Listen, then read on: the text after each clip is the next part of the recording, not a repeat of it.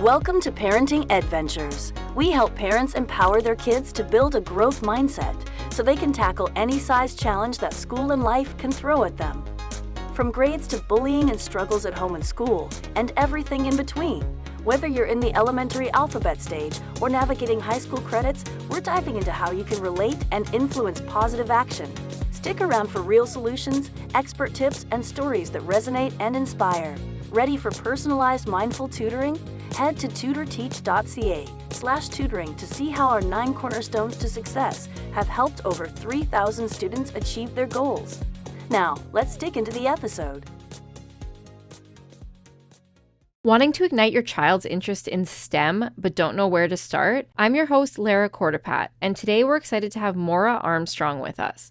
Maura is the Director of Education at the TELUS World of Science in Edmonton, Alberta. In her role, Maura leads a range of programs that offer children hands-on learning experiences designed to inspire curiosity, creativity, and a passion for STEM. In this episode, we chat with Maura about the amazing educational programs TELUS World of Science offers and how they're helping kids develop critical skills through interactive hands-on activities. We also explore how STEM learning at TELUS World of Science differs from traditional classroom settings and why it's so important for children's development. Maura shares insights on the growing interest in STEM, the incredible feedback they've received from parents and kids, and exciting new programs coming up this year. Whether you're looking for ways to enhance your child's learning or curious about how to get involved with their STEM programs, you won't want to miss this conversation. Stay tuned to learn how these programs can build your child's confidence, skills, and love for learning.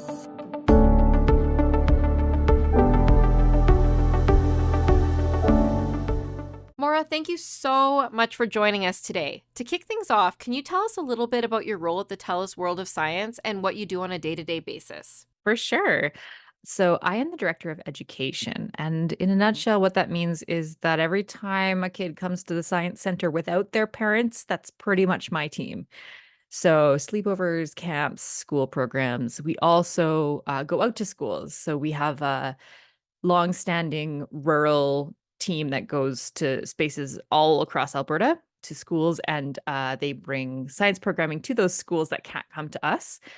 And we also have some new programs where we're going into schools in Edmonton. So that's basically it in a nutshell. My day to day is leading the team, making sure that they have what they need to serve the students that are coming to us. There's a few really fun things where I get to explode stuff and work with kids, and a few, not so fun where I'm sending emails and making spreadsheets, but it's a pretty good balance. Yeah, so no 2 days are alike. Oh, so true. For sure. So for those who may not be familiar, can you give us a quick overview of the different educational programs and experiences that TELUS World of Science offers for kids? Yeah, for sure. So if you come for a visit with your family, the shining star of everything we do is our exhibitions. That's the basis of a visit there in many ways. We have an incredible team that maintains and keeps those relevant and up to date. And surrounding those exhibitions, we have a whole bunch of programming that's drop-in. We have demonstrations on the science stage. You can visit the Nature Exchange, where you get to bring in some of the knowledge that you've gained from spending time in nature and exchange it for points, and then you get to buy cool things with the points. Our STEAM engine, where you can build and create. Our health lab, where you can learn a little bit more about the human body and biology in general. And we also have some pre-registered programs like camps and sleepovers that you can book your kid in individually for PD camps, spring break camps, summer camps, school programs through the schools. We have some special ones that are designed just for schools that are visiting. And there's tons of special events going on all the time. We've got member nights, we've got celebration days, we have adult nights as well that people can come and enjoy without the kids, which is also sometimes really fun. So there's a ton going on all the time. Did everyone hear that?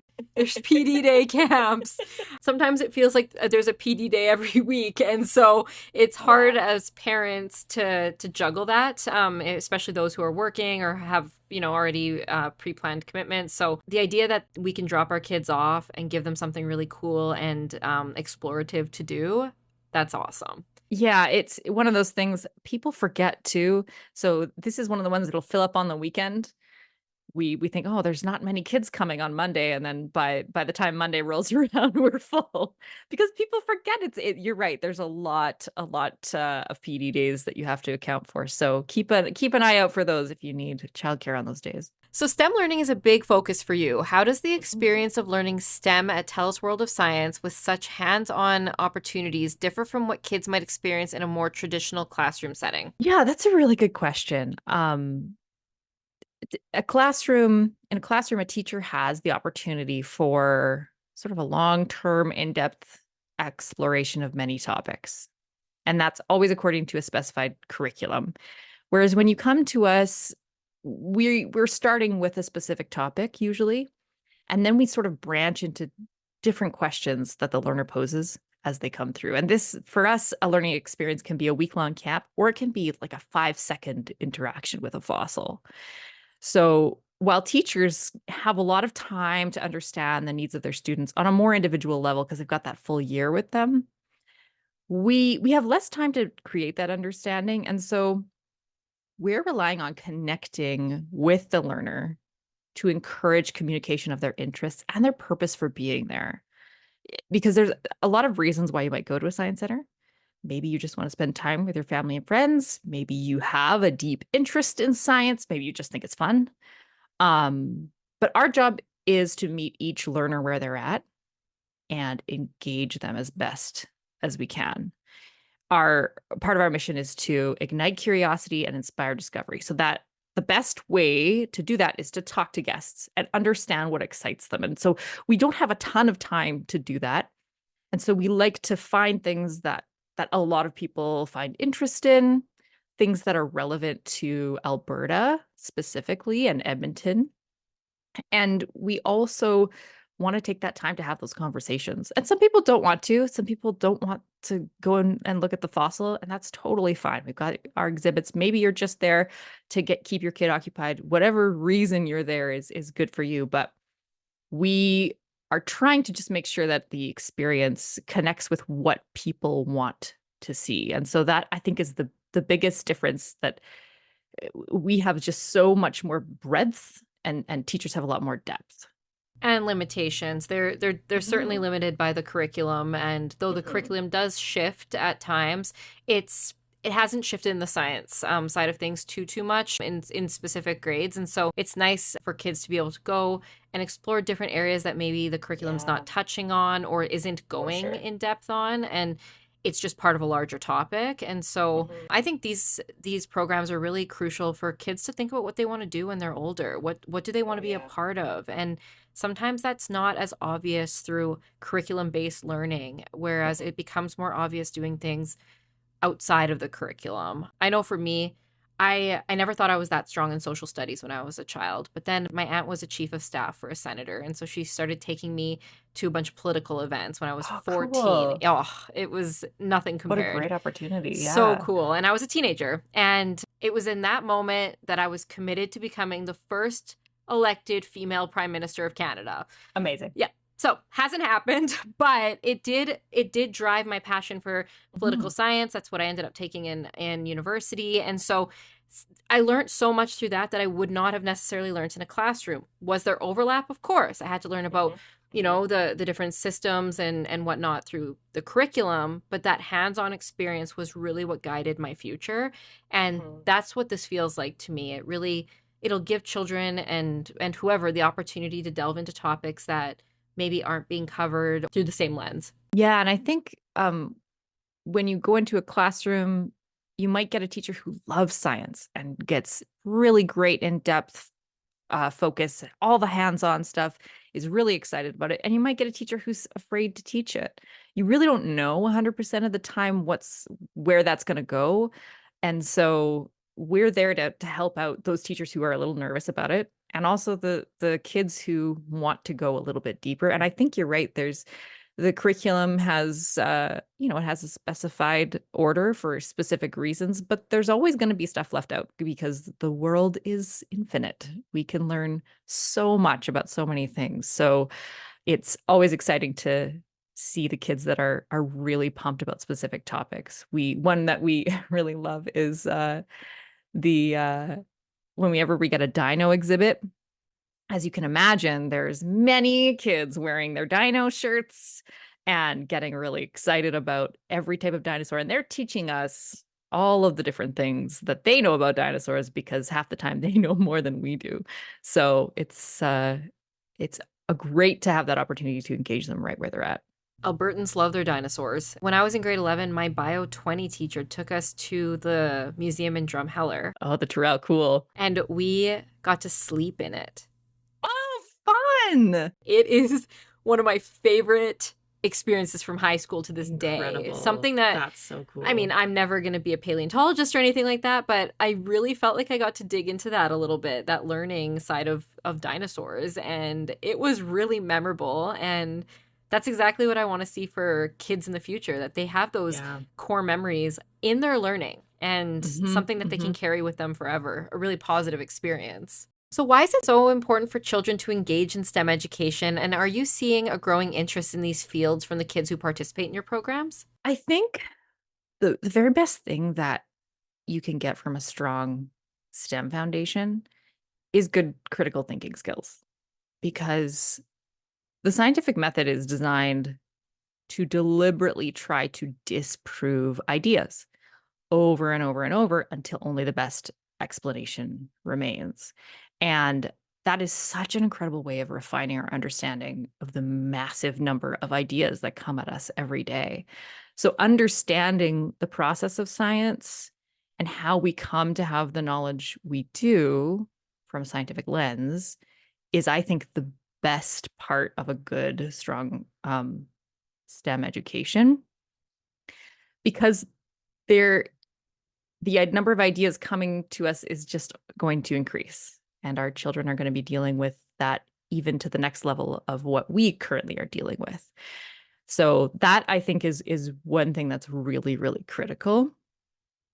And in terms of interest, it's hard to gauge whether interest has changed a lot in the last few years.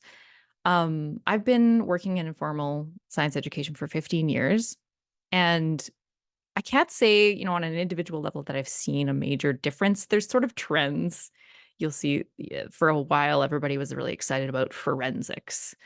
And then now things have shifted over to, there was a moment where genetics was the big thing, and now there's a lot of AI interest. And so there's those trends like that. But I find that kids just have such a deep natural curiosity that they respond to any kind of engagement that is STEM focused pretty easily. And I think one of the things that's really key about that, when you're talking about development, is that STEM is not restricted to a classroom or a science center. And you don't even have to engage with anything external. You probably do STEM focused activities with your kids without fully realizing it.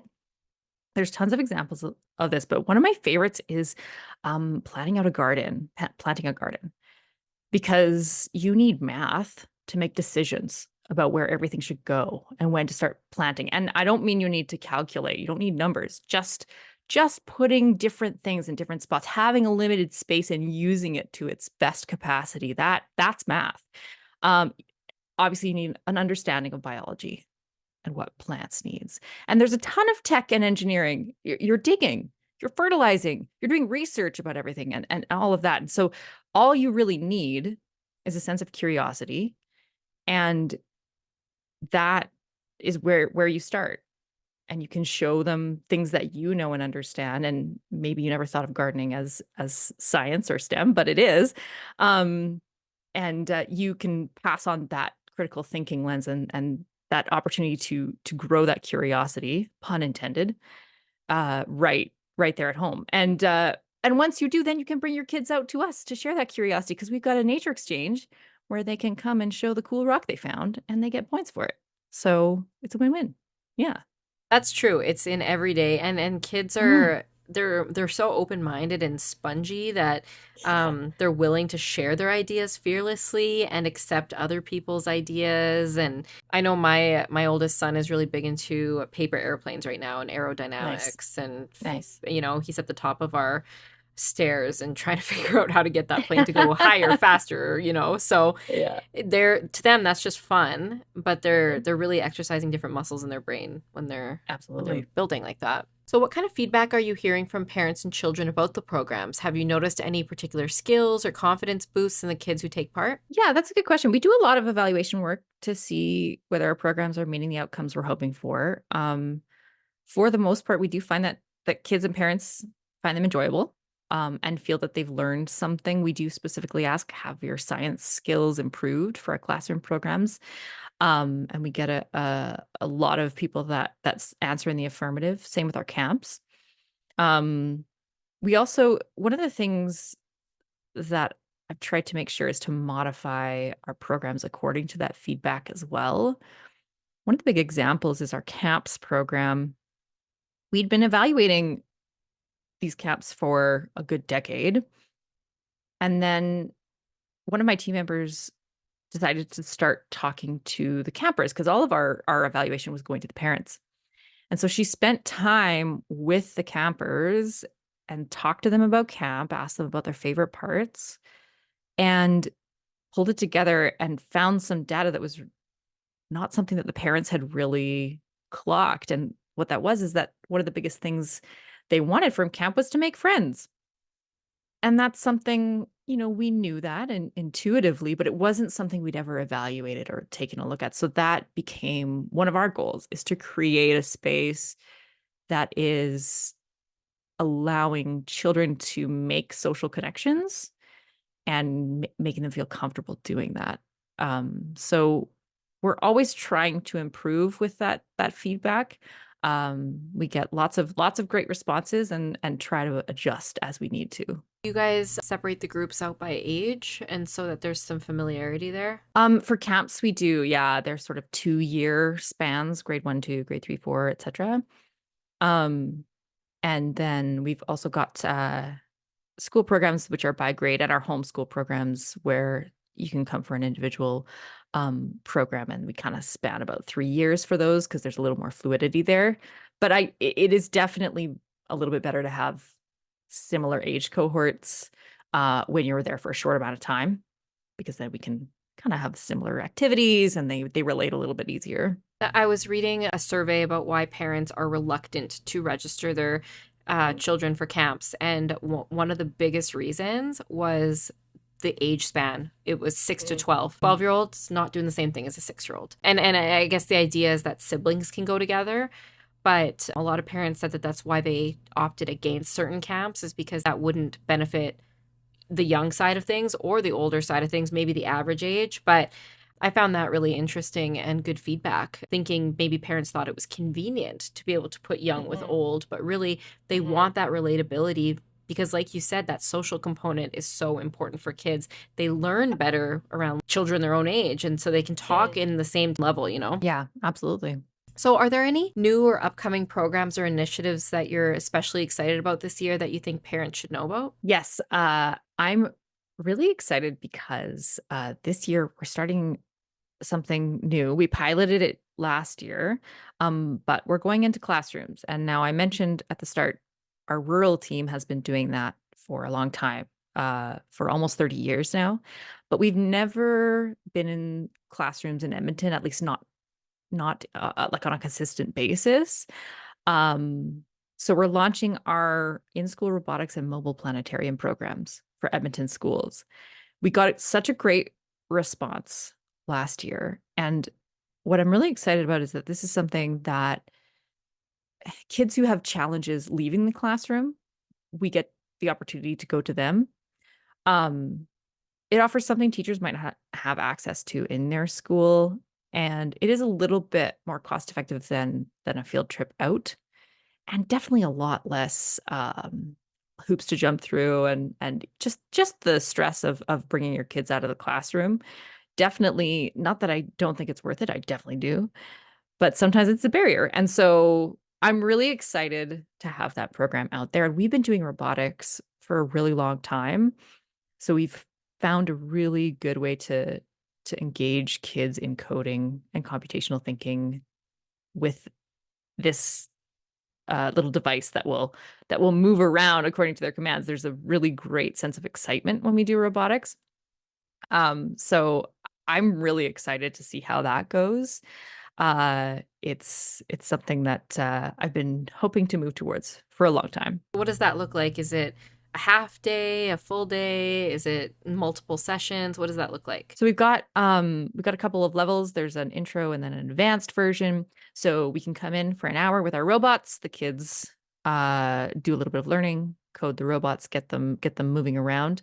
We use they're called finches, so they look like little birds. And so as a group, they are a flock. So we bring a flock of robots.